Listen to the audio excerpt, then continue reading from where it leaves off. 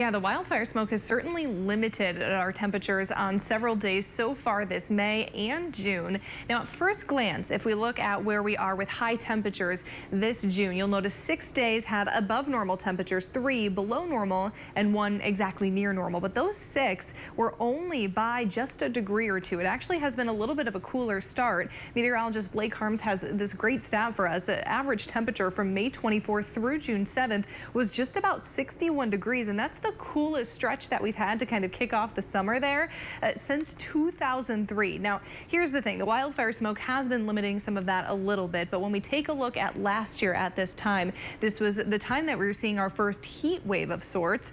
Last year, we saw highs in the mid to upper 80s, even reached 94 on June 17th, which was the first 90-degree day that we had so far that year. But if you look at our 8-day forecast, the warmest we're expected to get towards the middle of next week, trending in those low to mid 80s. This is the time frame that we start to see 90s become a bit more regular across the board. Grand Rapids typically sees that first 90-degree day on June 18th. Battle Creek, same time frame there as well. Muskegon comes a bit later, right around Independence Day. So what can we say about temperatures? It's going to be limited because of that wildfire smoke, but the trend continues that we have a decent probability of above average temperatures as we head about that third week of June. So while we could see some mid 80s again towards the middle of next week, I think we'll be waiting just a little bit longer for that first 90-degree day, and hopefully it comes sooner rather than later so some of our lake temperatures can start to increase.